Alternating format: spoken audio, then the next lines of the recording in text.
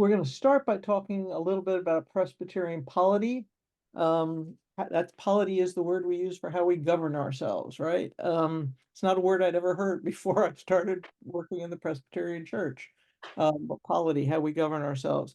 We get our word Presbyterian from the Greek word presbyteros, which means elder, teaching elder, minister, ruling elder, elder. Um, that's the word where the word comes from. And unfortunately, as we've already talked about, elder has all these connotations other than the one that it meant in Greek. So, um, Susan, can I interrupt you just 1 second? sure. You're showing on the screen, we see your slide, and then we also see the next slide in a smaller form. Is there a way to do a full screen Uh, for the present slide? how's There that? you go. That's it. You Okay. got it. Thank you. All right. So, each congregation is governed by a session made up of presbyteroi, right, of elders, ruling elders and teaching elders together. Ministers are also called teaching elders in our denomination. And we focus on the idea. One of the things that I love, and I think in some ways Deb and I model well together, is I'm a minister and she's a ruling elder. And one of the things that's wonderful is we have a group of officers rather than any one category that's making decisions, right? So we are ruling elders and ministers sitting together on a session or at a presbytery or at a synod or any of our groups, making decisions together rather than, for instance, in the Catholic Church, where either the priest is making the decisions or the bishop is making the decisions or our polity goes in exactly the opposite direction. Our polity has three key characteristics to it. And the first of those is that it's constitutional. What that means is we have two parts of our Constitution you'll hear referred to. The first one is the Book of Order. Those of you who are clerks probably have heard that a lot at this point, right? As you're getting your minutes ready for the requirements of the Book of Order. That is the part that focuses on the polity. And then there's a second part of our Constitution called the Book of Confessions. And those are our collections of creeds, focusing on the beliefs that we have as a denomination. And they're put together over a whole series of time. So they start back with the Apostles' and Nicene Creed, and they go all the way up to Belhar, and the short creed that have been written as the most two recent ones. Um, so we're constitutional. The second thing we are is representative. We are governed by groups elected by the people in the congregations. This is true all the way up. So there is no higher governing body that can instruct a congregation. For instance, those of you looking for ministers, right? That there's no presbytery can't say, for instance, or the General Assembly can't say, you have to install so and so as your pastor. It's up to you to choose who your pastor is. The congregation elects the officers in the congregation who govern the church. You are elected, for instance, by the members of your congregation, not by any other group. And you are representing your congregation when you come, for instance, to a presbytery meeting. When we go to make our denominational decisions this year at the end of June and beginning of July, we send representatives from each of our presbyteries to make those decisions. They're not decided by the denomination and handed down. And our third characteristic is we are relational and connectional. What I mean by that is there's no such thing as an independent Presbyterian church. We have a structure, and that's what we're learning about today, the structure of our governing bodies. So concerns move upward. If you have something you think that churches should be doing, you can bring what's called an overture, for instance, to our presbytery. Presbytery then sends it to our General Assembly to see if we can get that to become part of our denominational policy. So we are connectional and representative and relational. And that's really sort of one of our biggest characteristics as a Presbyterian group is that we have these things. We are constitutional. We're going to come back to the Book of Order in a minute, but we are constitutional, we are representative, and we are relational. Very different from some of the other traditions you said that you were raised in. The Book of Order, um, there's now a 2023-2025 Book of Order, so I should have changed the cover from this one, which is the easiest one to find online. But the Book of Order has 4 sections to it. This is our Constitution again. And the first section is the foundations of Presbyterian polity. These are our overall principles. They talk about how we relate to each other. They are the sections that when you want to quote, for instance, how a session works best together, what principles do we use, what ethics do we use, they're found in the foundations of Presbyterian polity in that first short little section. The second section is the form of government. These are our basic principles and basic rules of polity. You'll hear a lot about this section today, because this tells us what elders are asked to do. They're in this section largely. This tells us when we have a presbytery meeting, what kinds of things we have to cover in what order. So the form of government, there is, why is my keyboard suddenly not working? Oh, that's not good. Let's see if I can get it. There is the directory for worship. This is the part that talks about the standards for worship, what has to be in there. Sacraments, I heard, was it Steve? Somebody raised the question about sacraments being only having communion once every 3 months, or the directory for worship talks about the minimum amount of time, for instance, that you must have communion. Admissions to the church, how one is actually, when you become a ruling elder, will be looking at the questions you'll be asked if you haven't already been installed. Those are all provided for in the directory for worship. And then the 4th section is the rules of discipline. And that's just been rewritten. It's very different than it was a year or 2 years ago. The last General Assembly rewrote it, and then it had to be voted on by the different presbyteries as part of our connectional system. And so it's just gone into effect. But the rules of discipline are, if, for instance, there's a problem between what a church is doing and what the denomination says should be done, or there's a problem, somebody is misbehaving in the presbytery or has done something, broken some boundary issue in the congregation or in the presbytery, the rules of discipline tell us how to sort of deal with those kinds of problems. So that's our Book of Order. I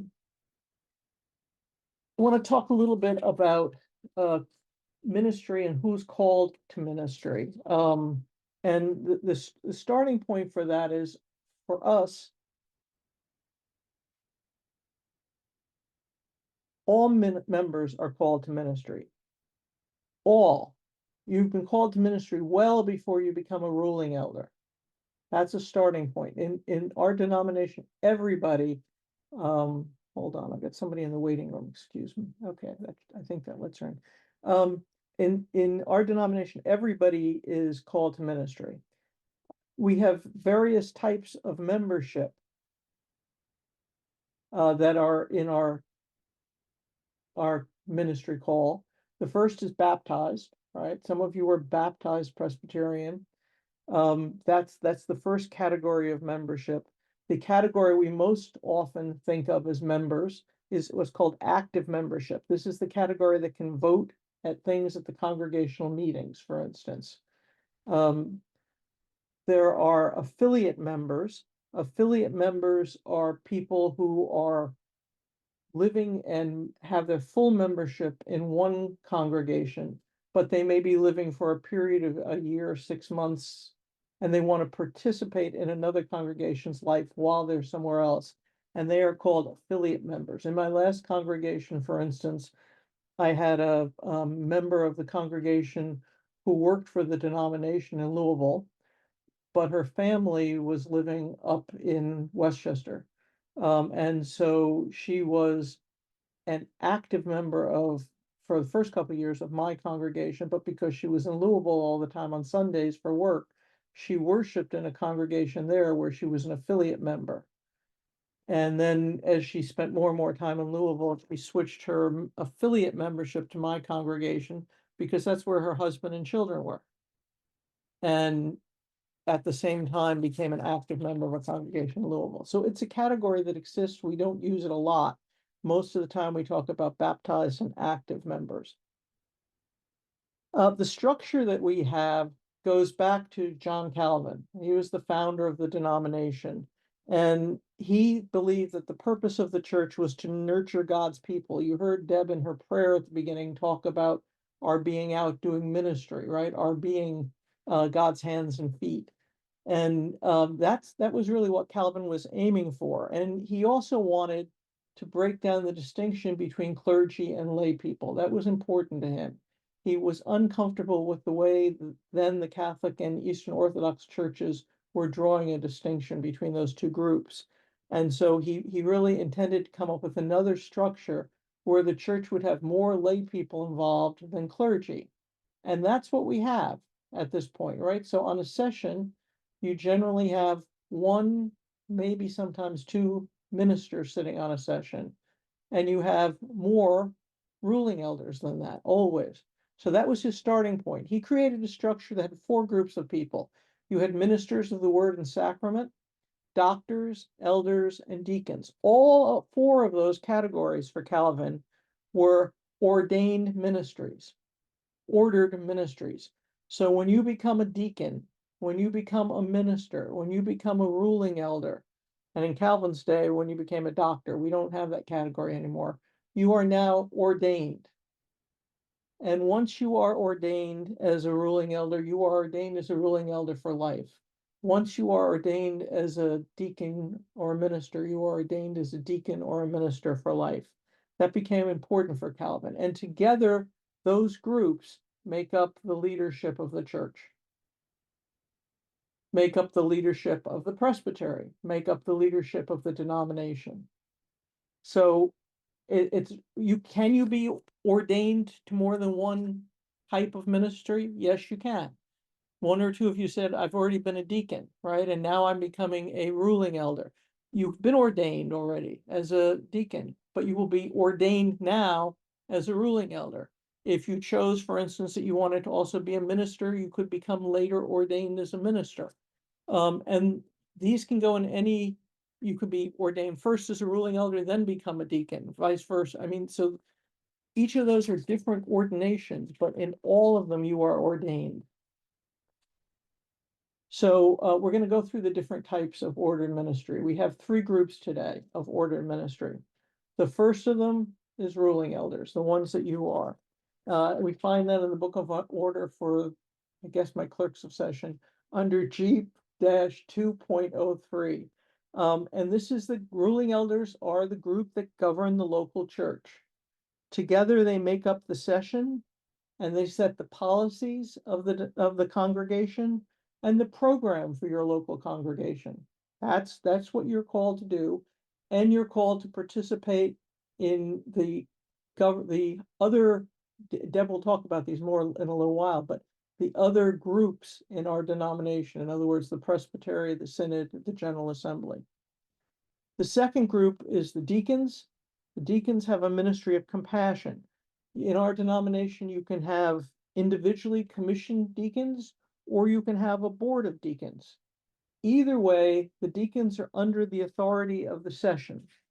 So at least once a year, deacons and session members need to meet together so that the session knows what the deacons are doing.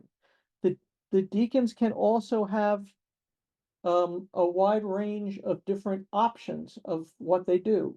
Some deacons set up for the worship service. Some deacons do the pastoral visiting. Some deacons are in charge of things like the flowers on the chancel tables, if you have flowers on your chancel tables. Some deacons are the social outreach part of the congregation. It's up to the individual congregation what the role of the deacons are. And some congregations don't have deacons. About a third of our congregations do not have any board of deacons at all.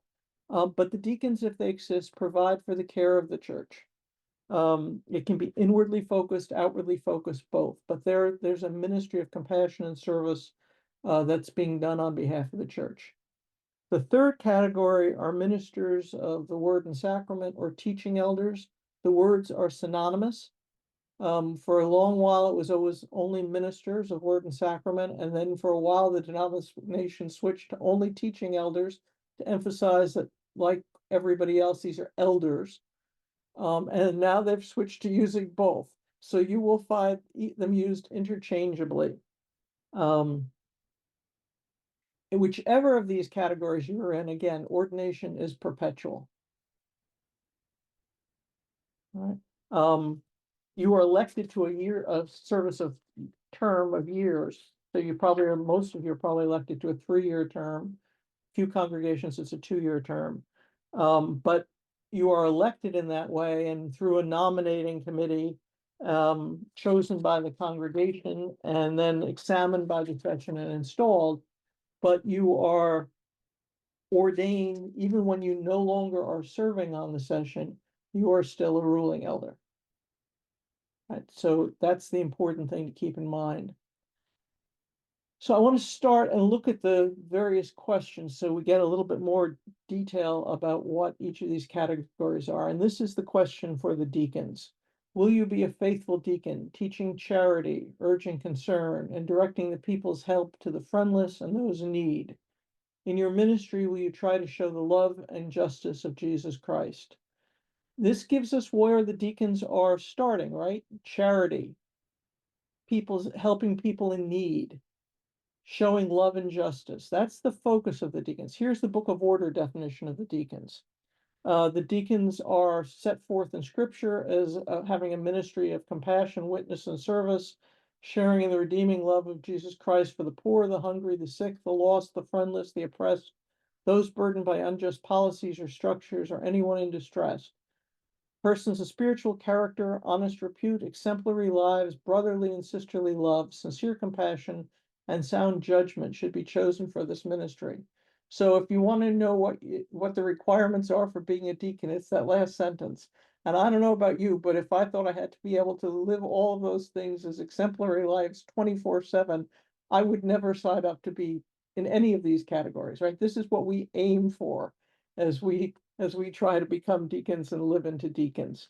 So it gives you a starting point. But as I said, the deacons are under the authority of the session, whether they are a board or individual. And so it's important for the session. When you serve on the session, one of the things you want to know, some sessions do this monthly, that they get a report from the Board of Deacons. Some sessions send people, if there's a Board of Deacons, a different session member. I was moderating a session meeting this past Wednesday night, and their session sends a different session member each month to meet with the Board of Deacons so they can report back to what the deacons are doing to the session. Some sessions only meet once a year with the deacons, and they talk about what the goals were for the past year and what the goals are going to be for the coming year. However you do that, the session needs to be aware of what the deacons are doing. Here's the ordination question let me stop for a second. Any questions on deacons? Because as I said, as session members, they're sort of your responsibility. No. Are we good? Yep. Okay. So the next area that I want to talk about is ruling elders, what you're going to become. This is the question you will be asked as part of your installation. Will you be a faithful ruling elder, watching over the people? Here are some of your duties now: providing for their worship, their nurture, their service. Will you share in government and discipline, serving in governing bodies of the church? That's the presbytery, synod, and general assembly. And in your ministry, will you try to show the love and justice of Jesus Christ? So you will be asked to say yes to that. The session is the body of ruling elders that meet together in a congregation, and they are composed of all the current ruling elders and a moderator. The moderator is usually either the minister of the congregation or the senior minister of the congregation if you have more than one, or your commission ruling elder if you have a commission ruling elder. If you are between ministers, you're looking for a minister. At that point, the Committee on Ministry of the Presbytery appoints a moderator to come and moderate your meetings for you. And that can be a minister or it can be a ruling elder who has been trained to be a moderator. So that makes up the session. Without either a moderator there, you can't make decisions if you have no moderator, or a moderator can't make decisions, a minister can't make official decisions on behalf of the session without the ruling elders agreeing. So that's the starting point for our governance. The session has the responsibility for governing the congregation, for all of what's going on largely in the congregation, for guiding its witness in the world so that it becomes a community of faith, love, hope, and witness. The size of a congregation, we'll come back to this later. Deb will talk about it later, but the size of a congregation of a session is important. For us, largely, in most of our congregations at this point, a session size should probably be about 6 people, at maximum 9. For some of our smaller congregations, it may be even smaller than that. But we do not have many congregations that should have more than 9 people on a session at this point. Where our congregation sizes are such that the session should be pretty contained at 9. Some of our congregations have a separate group called trustees. If they do that, we have a bicameral structure. The trustees are the group that are when well, let me take a step back. Each church has to incorporate if the state allows it to do so. And that's New York State does. So all our churches are corporations as well legally.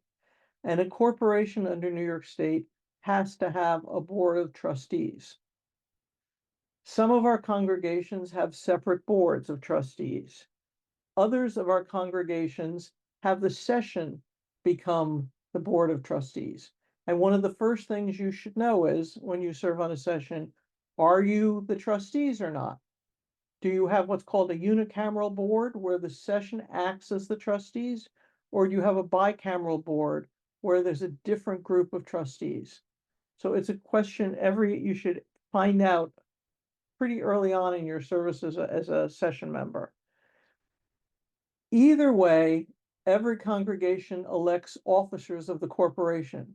So there's a president, a vice president, a secretary, and a treasurer. You may have other officers as well, but New York State requires those officers.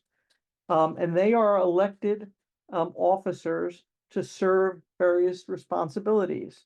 So for instance, the treasurer, as an example, is to maintain the financial procedures and supervise volunteers working with the money aspects and the property aspects of the congregation. The treasurer has financial responsibility that is shared with the session. The president of the corporation sometimes can be the chair. Most often, I think, if I think of how our congregation chooses them by bylaws, is probably the chair of the finance committee, not always. Those of you who are clerks of session, usually you are also the secretary of the corporation. That means if you need to write a letter for New York State to something, you're the one that signs it. But your bylaws most often spell out how you get your officers of the corporation. All right. Can somebody have more than one position? Yes, you could have somebody who's a vice president and also a secretary, or who's a secretary and a treasurer. But usually you can't have somebody who's doing all 4 of these roles. That would not be possible. But you have these. The duties of the trustees. And so if you are a session that does not have a board of trustees, these are your duties. You have a duty of due care to do things carefully, getting the information you need ahead of time. A duty of prudent investing. So you should be looking at what your financial situation is. If you are in a session, you should know what your budget is. You should know how much money is coming into the session, to the congregation. You should know what the expenses are. You should know if you have reserve funds of any kind, endowments, and if they have restrictions on them, exactly how they are restricted. Those are all part of the duties that the state requires you to have, as does the Book of Order. So you should be getting a financial accounting. A lot of congregations get them every session meeting. If you don't, at least quarterly, you should be getting those things from whoever is keeping track of those. Your third duty is a duty of loyalty. And what that means is when you are making decisions on behalf of the session, you should be making them on what you think is best for the congregation, not what's best for you, not what's best for a specific subgroup of your congregation, but what's best for the congregation as a whole. Your loyalty when you serve as a trustee or a session member is first and foremost to the entire congregation. And then finally, obedience. And I think people shy away from this one. This doesn't mean you shouldn't express your opinion. But what it does mean, for instance, is if you've had a thorough conversation about something on your session, and at the end of the conversation, say there was a lot of disagreement about it, and at the end you vote, and the majority votes for a specific position, if that's not your position, you still, as a representative of that board, should be upholding that position. You have a right to come back and try to change that with the board and make a convincing case again. But once something is decided by that group, you should then be paying attention to and upholding that for the congregation. This is where we get into problems that are what often are called parking lot conversations, right? I go out of the session and I say, I hated that. I can't believe we voted for that. And I tell other members of the congregation. And then invariably, we have a conflict going in the congregation. That's the way to avoid that, is to remember that we do have a duty of obedience. We have every right to speak our mind while we're an officer sitting at that session table. But when we leave the table, we represent, as part of our loyalty, we represent the session. And so our obedience is to the decision made by the session. So those are the responsibilities of trustees, and there are a lot more that are there. We could go into in more detail, but those are the four biggest principles for trustees. The next type of category we have is a minister of word and sacrament. This is the ordination question for a minister. Will you be a faithful minister, proclaiming the good news in word and sacrament, teaching faith and caring for the people? Will you be active in government and discipline, serving in the councils of the church? And in your ministry, will you try to show the love and justice of Jesus Christ? A minister is accountable to the presbytery and has its membership in the presbytery. A minister is not a member of your congregation. When you vote, for instance, on trustee matters, a minister does not vote because they don't have membership in your congregation. They do have membership in the presbytery. And one of the reasons when you call a minister to your job, when you hire a new minister, the presbytery is actively involved, is because for a minister, there's a three-way relationship. There's a relationship with the congregation or congregations they serve, and there's a relationship with the presbytery where their membership is. In the presbytery, we have various categories of membership for ministers. We have installed pastors.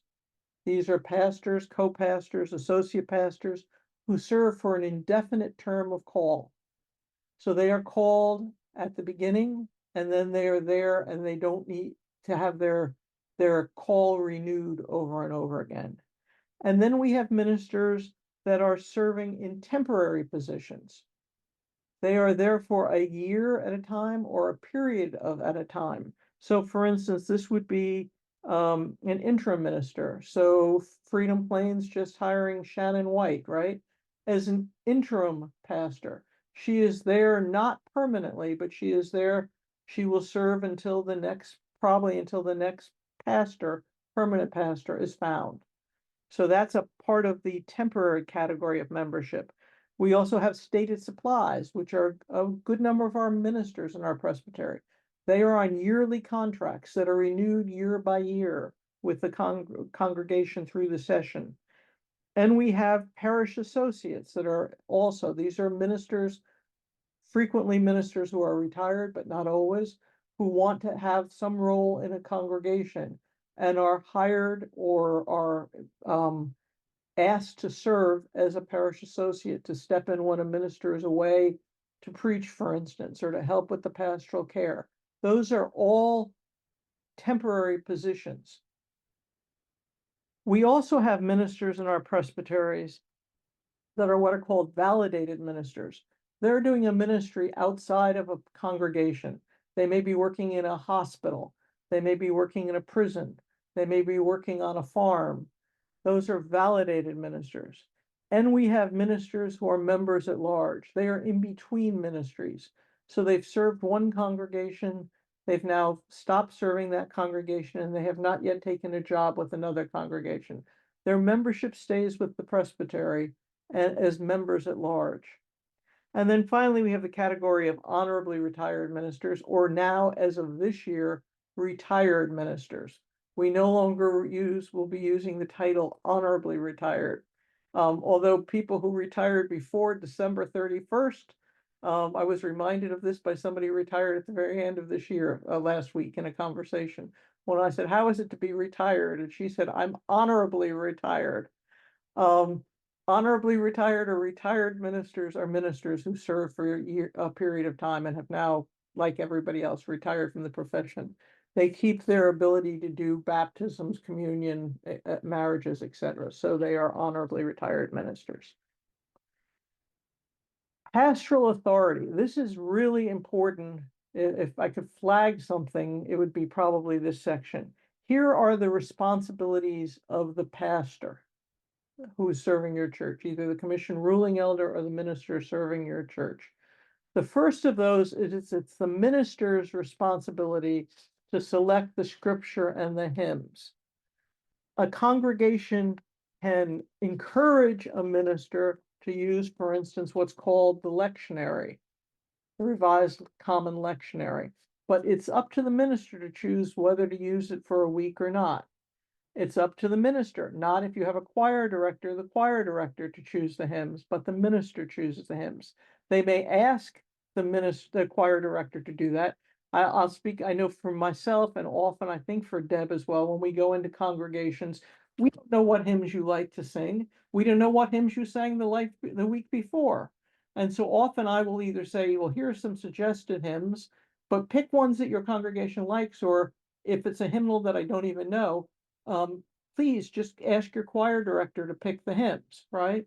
But the guest preacher or the minister coming in has or your current minister has the right to select the scripture and the hymns as a starting point. That doesn't fall to the session.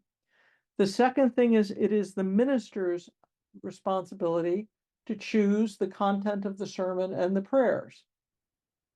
You may say, I want you to preach on X, Y, and Z. And the minister may say, sorry, that's not what I think I'm called to preach on this week. I'm going to preach on this.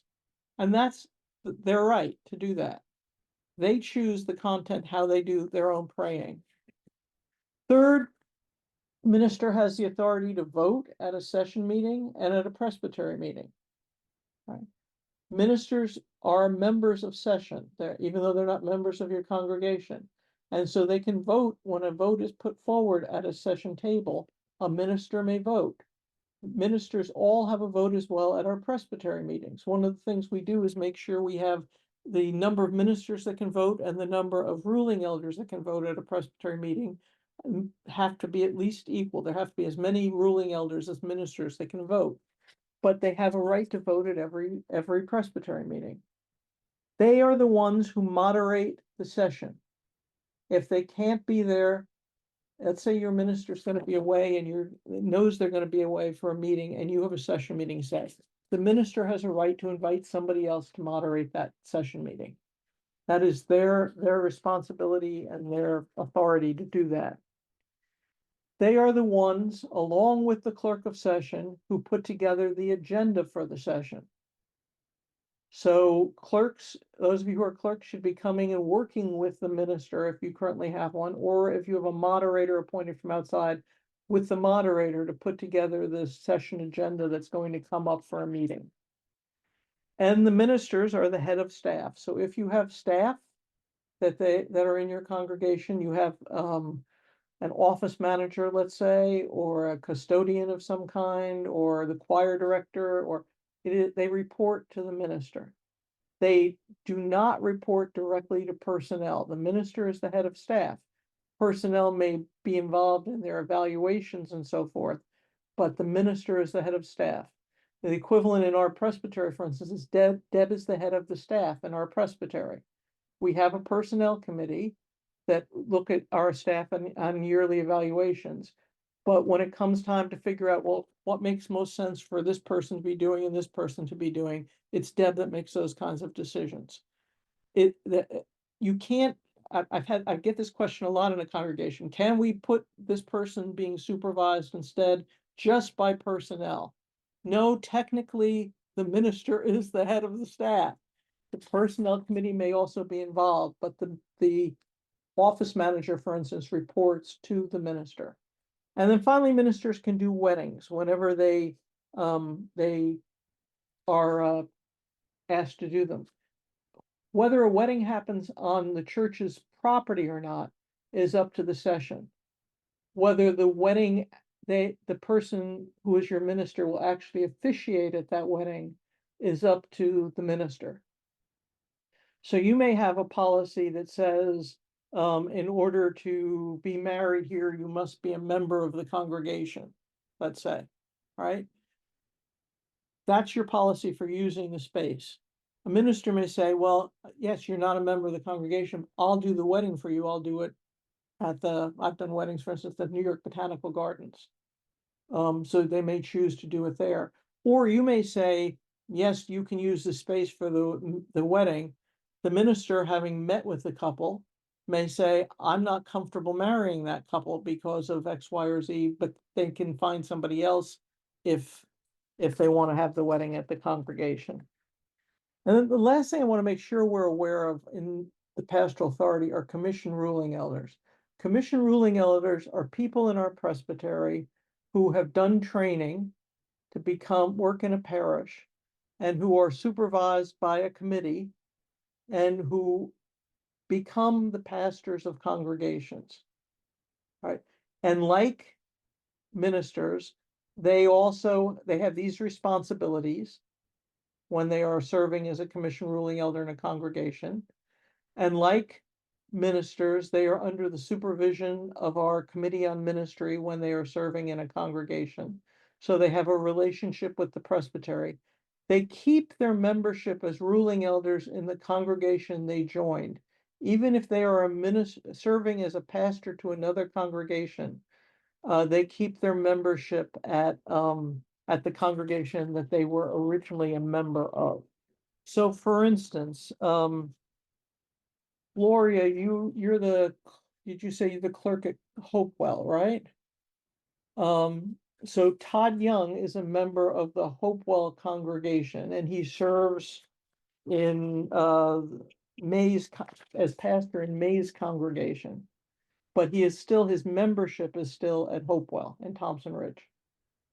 So commission ruling elders, they are a category that we're seeing more and more of and that we probably will continue to see more of.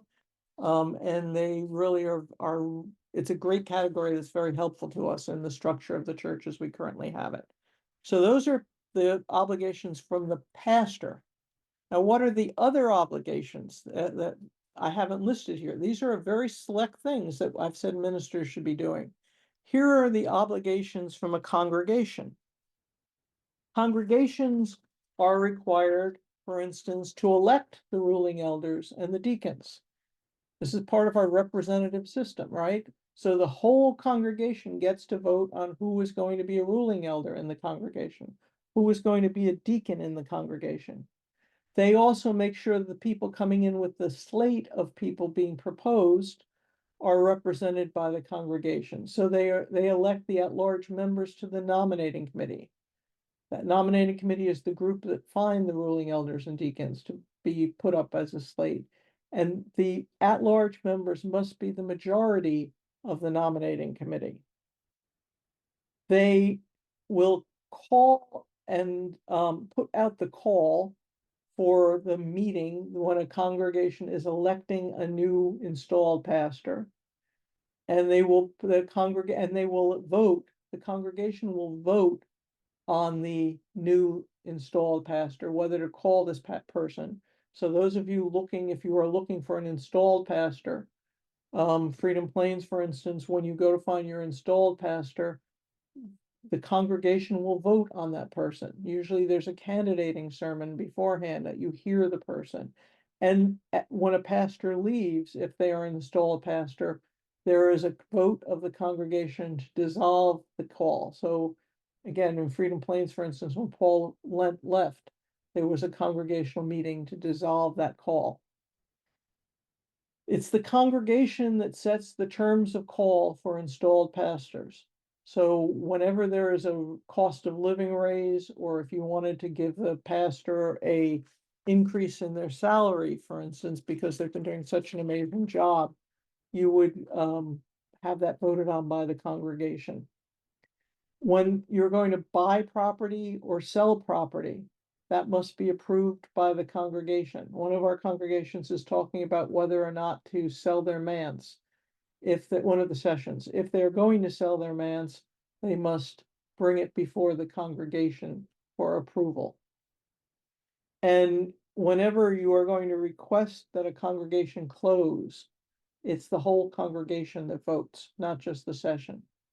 So if you decided your congregation didn't have the energy to keep going or the number of people, and you would request the presbytery to dissolve the congregation, the entire congregation votes on that dissolution. Deb?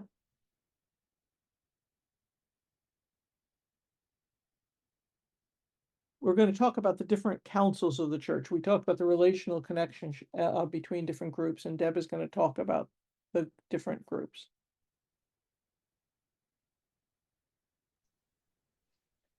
Okay, Susan, let's go forward to the next slide. You want to from this one to the next one? This one? Yeah. Okay. Let's start. Let's go here. Okay. So obviously the different councils, and Susan reviewed that quickly for you. You might have picked it up along the way. Although, yeah, of course you have your sessions, right? And this is what each and every one of you are a member of, is a session, the council of the church level. We also have the next level up, and I always think of it sort of as a triangle. When I was first learning all this stuff many years ago, but the next session, the congregation, then you have the session is the first council, then you have the synod, then you have the presbytery, then you have the synod, then you have the general assembly. So let's talk about the presbytery first. That's us. This is who Susan and I are representing today. Around the country, this is obviously the Presbytery of Hudson River. There's 166 presbyteries that meet at least twice a year. We meet 4 times a year in this presbytery, one time by Zoom, which is generally in the winterish seasons. You can see the dates down below. We had a meeting in February. It's all Zoom because of our presbytery's geographic layout. In fact, it may not be snowing in Westchester when it's snowing in Sullivan County or Orange County. So we determined that we should have at least one, our presbytery meeting during those winter times by Zoom. And so that one that we had was in February. And then we have 3 more coming up, which we'll talk about in a moment. We have 71 congregations. That's fluctuating. Susan, how many congregations when you started? 98. Okay. So this is a changing figure, as you can imagine. We have almost 9,000 members. Susan, how many members when you first started? Do you know? 12,000 something. Okay. So this is what is happening, of course, in PCUSA and all denominations. We are contracting.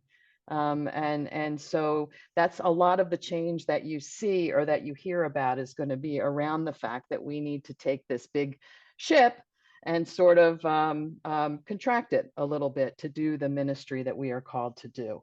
We have 3 other presbytery meetings, and I cannot emphasize coming up this year, I cannot emphasize enough how much I hope that you could attend at least one of these meetings. And when a session nominates someone to be their representative to the presbytery, that is the best of all possibilities, that the same person could come and sort of scaffold the information that they have throughout all of the meetings that happen during any given year. Our one in April these are very, the relational piece comes big into play in our presbytery meetings. And the one in April is on a Saturday. So that is hopefully opens it up for even a lot more ruling elders. It's going to be in Newburgh. It's going to be fabulous. We're going to have a whole lot of amazing information for you and amazing things going on. And generally speaking, the worship is quite an amazing event as well.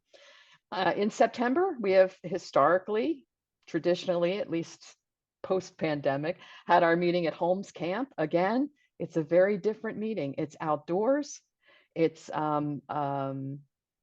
very relational. We have conversations with all of our partners that I'll talk about in a little while. And it's just a really great time of fellowship to get together with other Presbyterians. And then the one in November, it's going to be very interesting. Many of your congregations, many of our congregations, at least what are we up to, over 2/3 now, Susan, of folks that have done an assessment? Yeah. So over 2/3 of our congregations have done the Holy Cow assessment. And one of the pieces that keeps rising up is hospitality.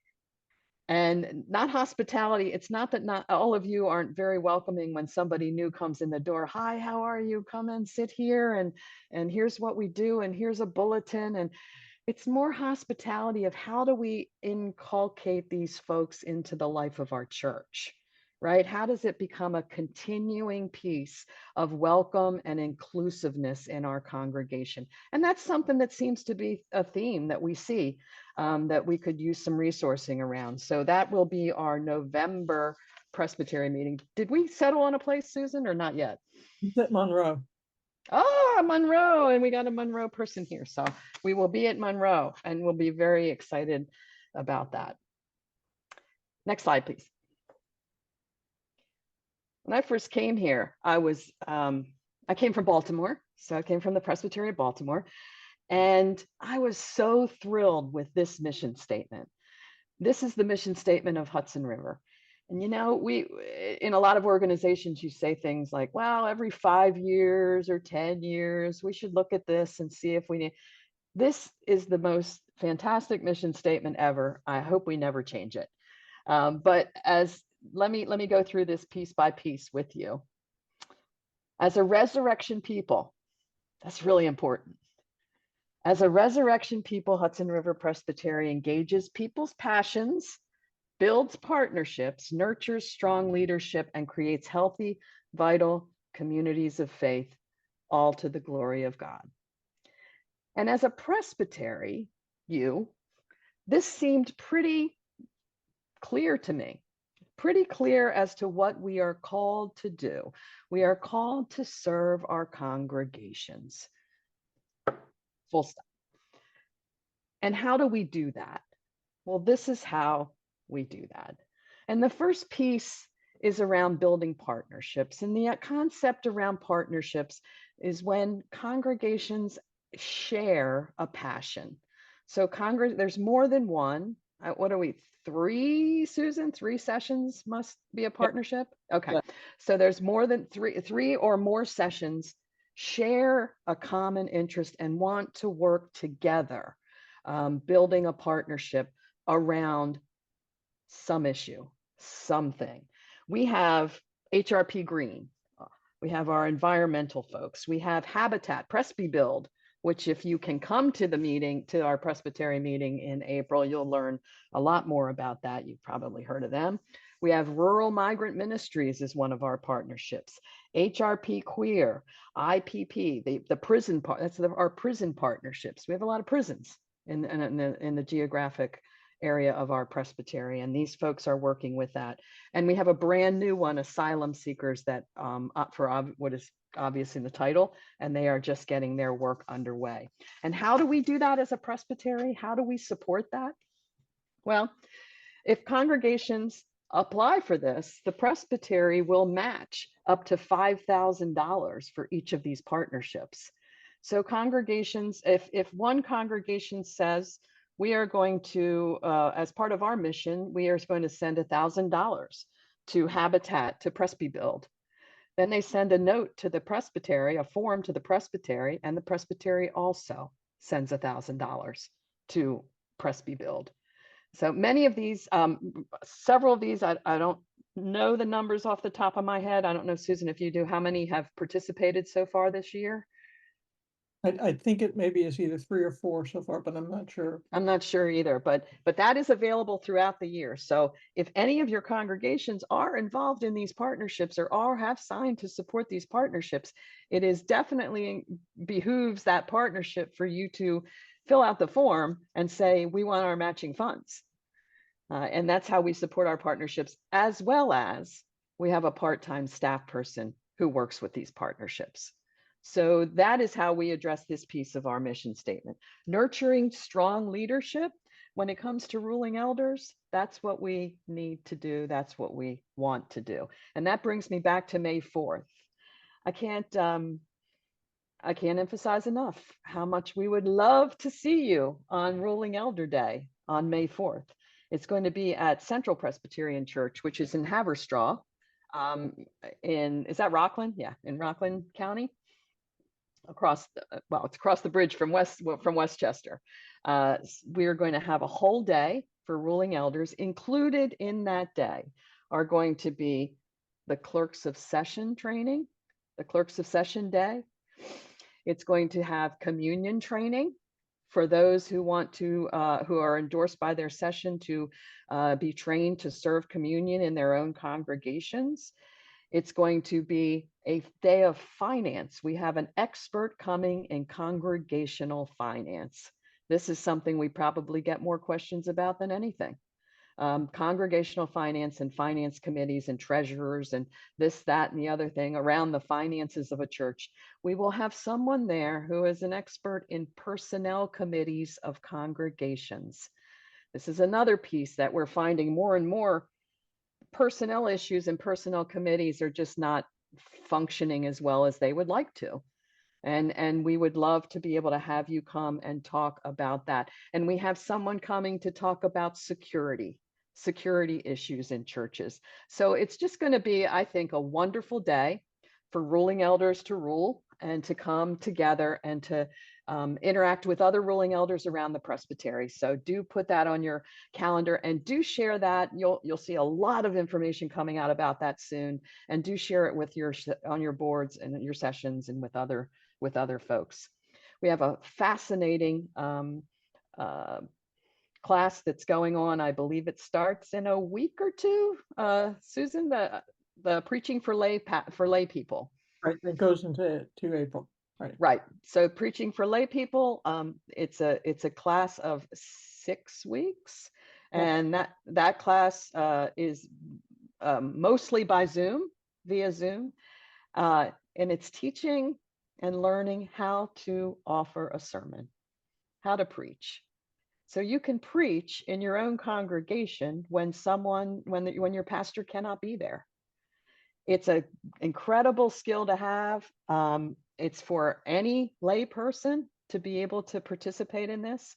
It's mostly by Zoom. The first and the last meeting are by in person. So please look for more information about that. Please go on the Presbytery website, or what brings me to the next piece is our Presby News. We put out a weekly newsletter that has all of this information and much more on there.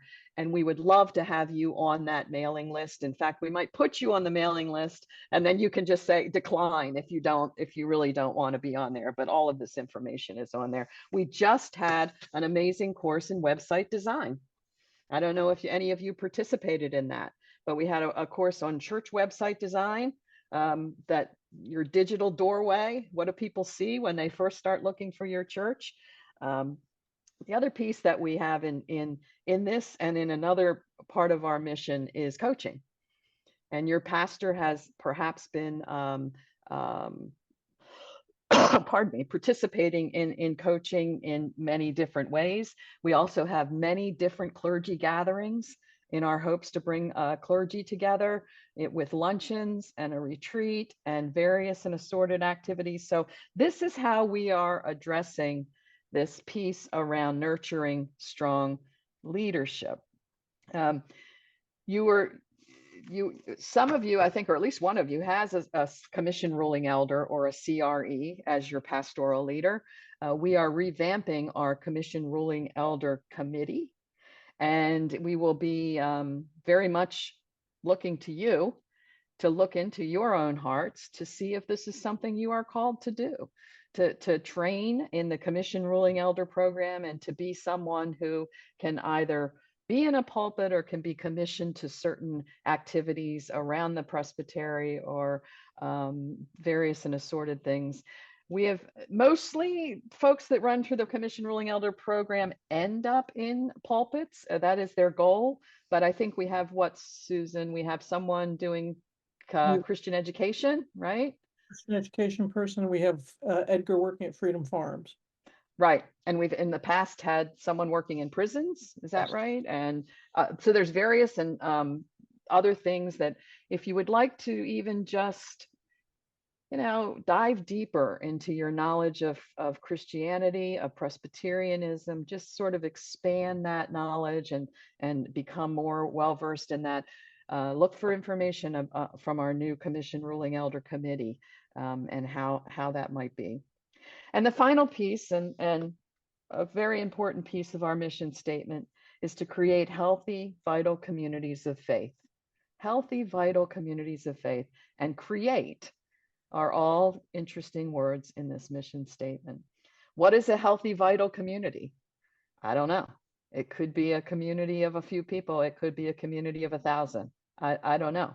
But the best way that we have to figure that out and to help us, to help you figure out who you are, is the assessment that we provide in this presbytery. It's a Holy Cow. It's called Holy Cow. Forgive the name, but it is called Holy Cow Assessment. And at this point, as Susan said, over 2/3 of our congregations have participated in this assessment. And Susan, I think this is important. Could you say a couple words about that? Sure. So what it gives you is the option of learning from people in your congregation about your congregation, and then to be able to look at what you've learned from them and compare it to what it shows you for other mainline Protestant congregations across the country. So often, I know when I was a pastor, I'd often have somebody come to me and say, I'm really concerned. I heard that this is going on, or I heard people are thinking this. Well, who's thinking it? Well, I'm not really sure. I just heard rumors that it was happening. Some people. Yeah, some people think that. Well, now you know when you do a Holy Cow assessment, since you allow everybody in the congregation to fill it out, what people really are thinking. And it gives you a chance to say, oh, well, people are thinking this, or no, people aren't thinking this. People love the way we're doing worship. No, people don't like the way we're doing worship. People think we're doing the right amount of outreach or the right amount of education or the right amount of church school or whatever it may be. No, people don't think. You get to hear what people think. You also learn, for those of you who are in the interim time period, you learn about what would be the ideal type of pastor for you. Some of our congregations need a pastor who is an orchestra conductor who sort of says, oh, great idea, run with this. And okay, now it's time for this other section to play, and let's have them play now and focus on this.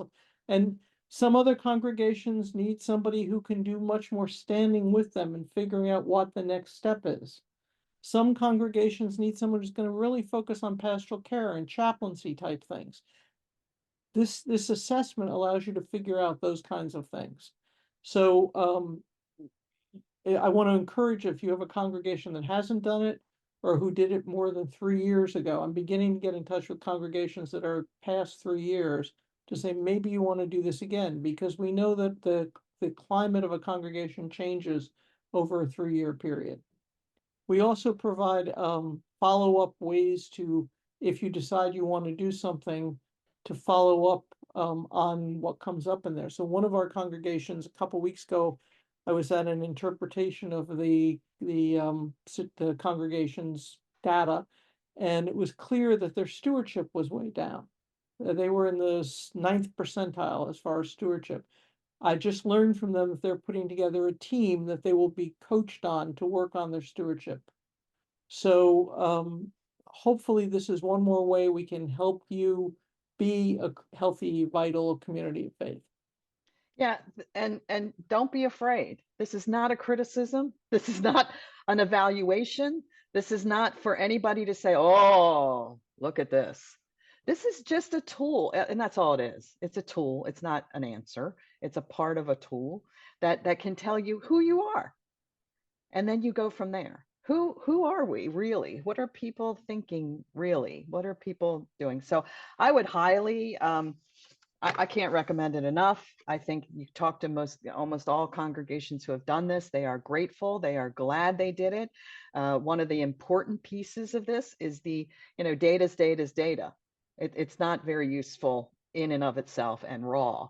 One of the most important pieces is the interpretation and the conversation that we have with Susan and with an outside expert to have with you around this data. What does it mean? What does it really mean? What is it telling us? What is it calling us to do as a congregation? So, and again, we do provide follow-up resourcing. This is a big investment for us. And we hope that you do take advantage of that if you haven't already. And finally, we have now, as of this year, 2024, a director for new worshiping initiatives.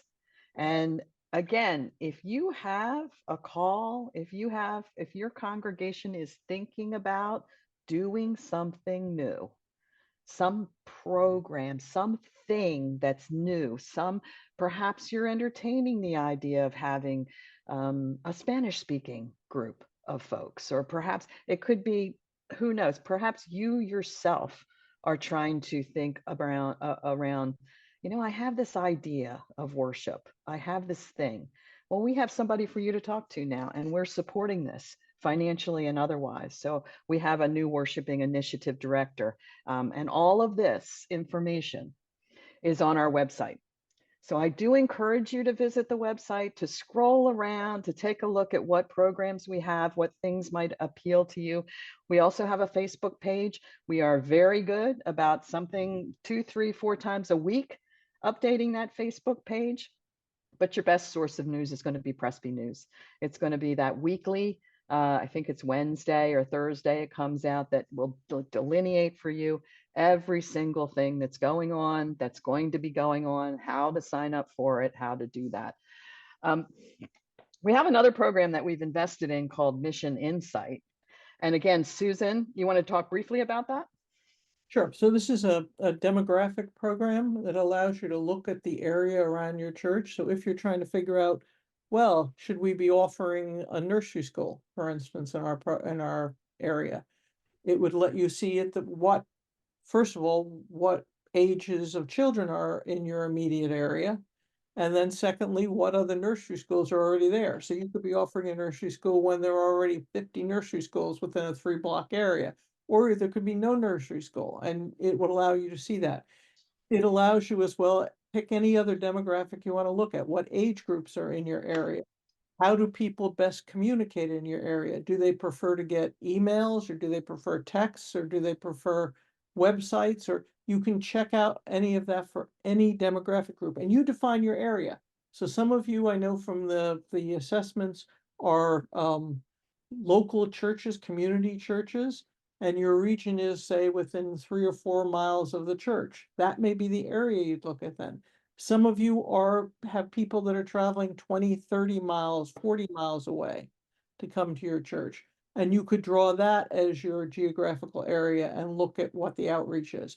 But if you're interested in any kind of project outside of your immediate congregation that's going to involve other people, Mission Insight will give you data that will help you figure out how to do that. So again, we pay for it so that you don't have to. You just sign up for an account. Usually I can approve those accounts within a 24-hour period, and you can look at any data you want for your area to know what's around you. Yeah, this is a very expensive tool, and we have invested in this for our congregations, and we would love to see it utilized more often. You would reach out to Susan if you're interested in this information, but it is a tool to help you define who are your neighbors. Who are your neighbors? What is the demographic? What is the projected demographic look for your area, all kinds of really, really fascinating information that you have access to if you would like. We have started several new programs. I've defined this as the year of implementation because I don't want to start anything new. I don't want to start anything new this year because we have really taken on a lot of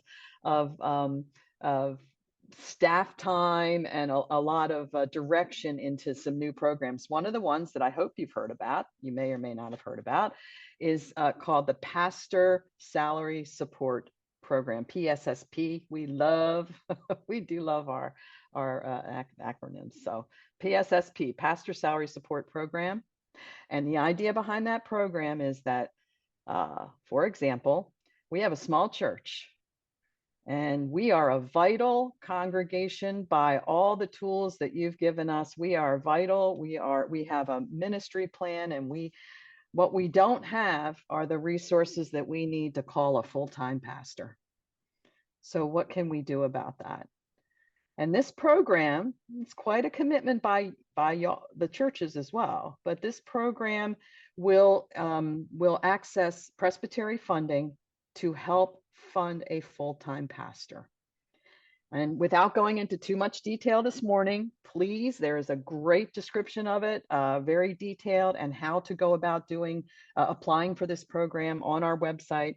But the concept again is that we need that push. We need that full-time leadership to get us where we believe we can be. And the second huge program, and I briefly described it a moment ago, is our new Worshiping Initiative program. And again, we've invested a lot of funds in this, particularly with staff, and we have a terrific staff person. All the information not only is on our website, but it will direct you to its own website to give you more information on what that looks like. What is a new Worshiping Initiative? Who is this talking about? What is this talking about? And I would really encourage you to do that and to, patiently walk with us as we institute and as we incorporate these new programs beginning this year into our presbytery. And finally, and this is one I cannot tell you enough about. This is called the pastoral research, what is it again? Practical resources, right? Practical resources for churches, PRC, and then the LI, it started in Long Island. So that's all that means. That's the website address that you see there. PRCLI is a wealth of information for any church, particularly smaller congregations. Please take a look at this. You will see everything about being engaged with a congregation here, and you have access to this. We have purchased the subscription to this, and you have the ability to look at their webinars, to participate in their webinars, to see all the resources they have around Sunday school, around small groups, around personnel, around finance, around buildings and grounds, around pastors, around you name it. If it has to do with a church, there is something on this website to address that for you. So please use this information that is available to you for no charge. All of this information. The Synod, the next level up. So we've got presbytery, now we have synod. The synod is a collection of presbyteries, geographic presbyteries that are mostly geographically connected. We have a synod, the Synod of the Northeast, and you can see on the map who that includes. It goes from New Jersey up. So that's a lot of presbyteries, 19 presbyteries right now. Some presbyteries are in discussion about borders and things like that, but that's a whole nother conversation. So this is our synod. They meet at least biannually. Say that word. Biannually. Yeah. Anyway, every other year. There's an equal number of teaching elders and ruling elders. We have people that are elected from our presbytery to represent us at the synod level. You are also encouraged to visit their website. There are various and assorted programs and funding available through our synod, which we can send you to. You don't have to be well versed in it. We can certainly direct you to that, but do visit the synod, your synod of the Northeast website to see what is available to you. And finally, we have the General Assembly. And the General Assembly is a council. It's not just a meeting. As coming into this denomination, I thought, oh, it's just the assembly of people. Well, at the time was every year. No, it's a council of PCUSA. They meet every other year now, and this is the year. 2024 is the year. We limped through the pandemic and met online, and it's been interesting and challenging, as it has been for everyone. But right now, they are going to meet, or we are going to meet in Salt Lake City. Please don't ask me why. I have no idea why Salt Lake City was chosen. I don't know how many Presbyterians are in Salt Lake City, but we're going there. And it's the last week in June and the first week in July. The commissioners are elected from our presbytery. There are 4 commissioners elected from our presbytery. That happened the end of last year. 2 ministers of the word sacrament, 2 ruling elders who will be sent to Salt Lake City to vote on the overriding issues of the church. Committee meetings, they're assigned committees. Committee meetings meet online by Zoom, and then everybody gets on a plane and heads to Salt Lake City. So you'll be hearing more about that through our presbytery meetings.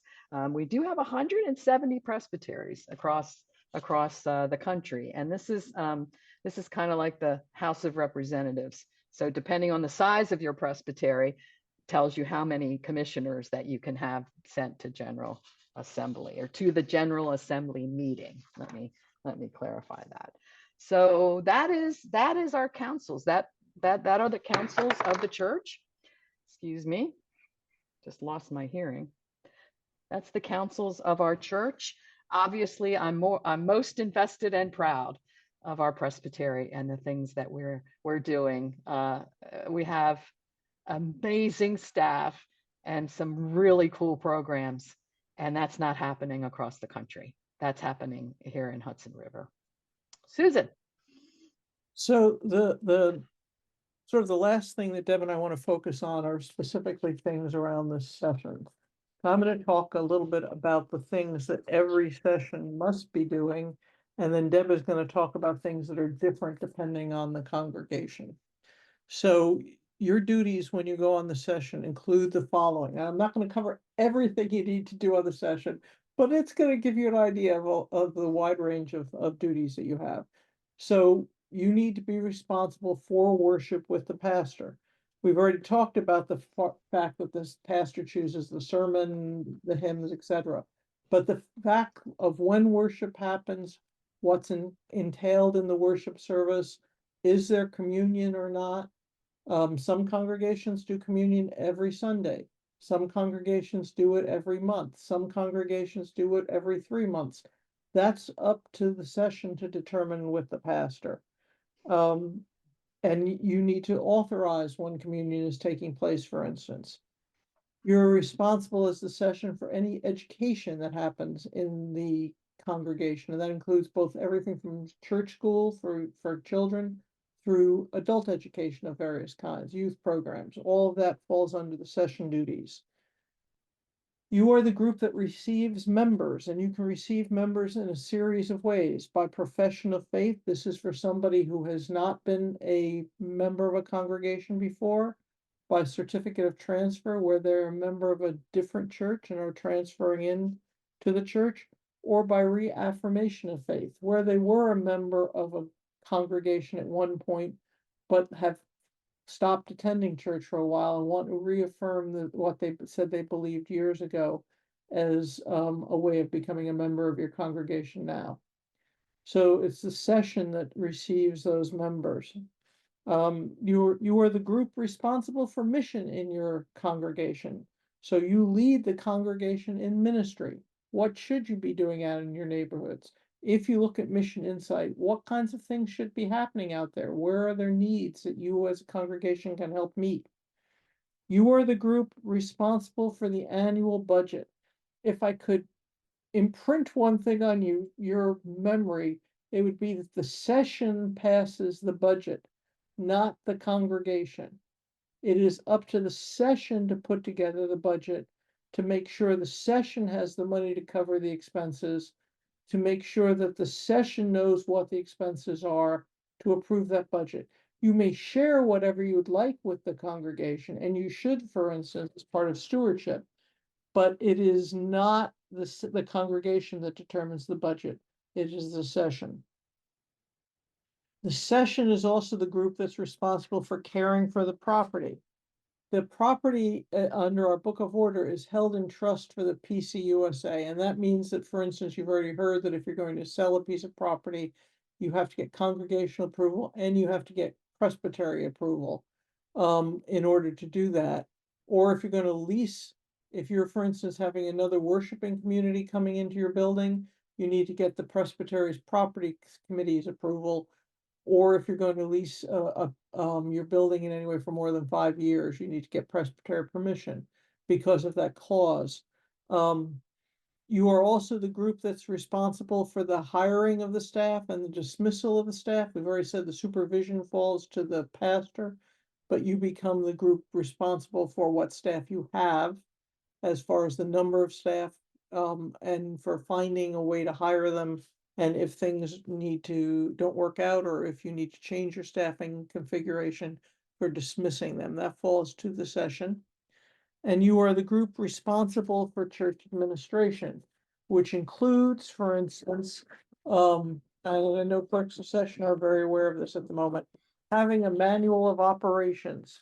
The manual of operations is the collection of documents that includes the deed of your property, your mission statement, your updated bylaws, your standing rules, as well as policies that our denomination requires each congregation to have. So that includes sexual misconduct policies, child protection policies.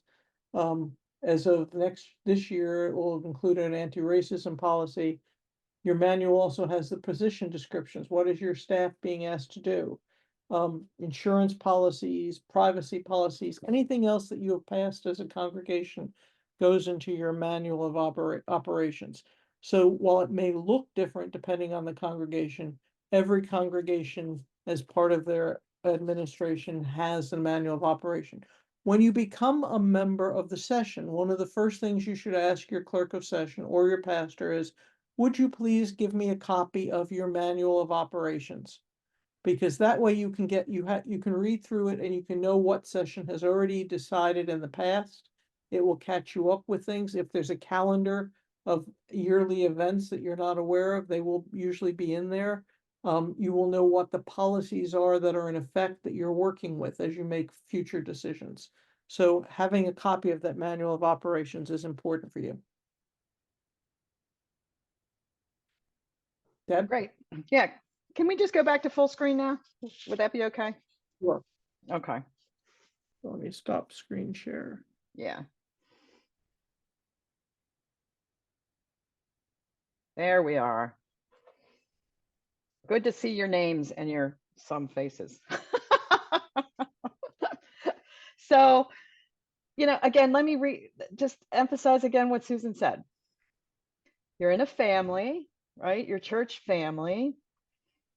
There's nothing, in my experience, let me put it that way, that can cause more angst and consternation in a family than finances. And finances, your budget is not something you want to hold up for the congregation to discuss on a Sunday. That's something that the session should be setting, and then you report it to the congregation. That's critical, I think, and as does Susan. The things that are different by congregations, and there's quite a few. The things that are different include, foremost, your bylaws. You need to see a copy of your bylaws if you haven't already. The first thing, when there's an issue or a question, and you call the stated clerk of the presbytery, the first thing she's going to ask you is, what do your bylaws say? Because that's different from congregation to congregation to congregation. So ask for a copy of your bylaws. What does it say? How long is a term for a committee? How, the questions that, what are your requirements for your committee as far as membership? When do you meet? Various and assorted questions that you need that say, give me some more, Susan, some more common things that you hear. When, how often do you record, do you approve minutes? How often, how do you share your minutes and what the decisions of the session are with the congregation? Is that somebody giving a report on a Sunday? Is it putting out some newsletter? Is it going your weekly email? If you have a weekly email, how do you share those things? Those are very common differences. These are the foundation, right? The foundation blocks of a congregation. So please have a copy. We should have a copy. It would make us it would be a lot easier to answer your questions if we have a copy of that. The thing that is also different from congregation to congregation are committee structures, right? There was a church I had in Baltimore that had no committee chairs on their session. None. The committee chairs operated separately. The session was only a body to vision and move the whole congregation forward. So the 4 or 5 people on that session had several goals annually, and they operated by getting information from other committees that were constituted on their own and that could change here and there. The committee structure is congregation to congregation, but you have to have it in writing. I mean, you have to have discern this and come up with that structure. The number of members of session, we're going to revisit this too. It's been a hard thing for some congregations who have had 20 members in session. Again, I won't use examples here, but I had a congregation in Baltimore that had 25 members and 25 session members and 120 members of the church.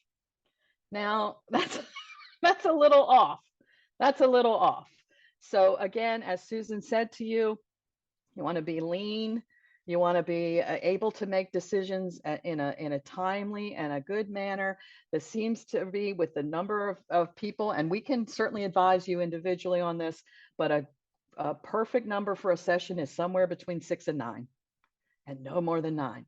Because what are you doing here when you have more members on session? You're drawing away from the work of the congregation where they could be doing other things. I know some people like to do everything, but most people would be happy to commit to one thing. So remember that you're drawing away resources from the rest of your mission. As Susan mentioned before, deacons, do you have them? You don't have to. If you have deacons, is it a reasonable thing, or could it be the work of the session? Are you, again, drawing people away from doing the work of the congregation, the mission of the congregation? If you do have deacons, what do they do? That's up to you. What are their jobs? Is that delineated somewhere? Do they know?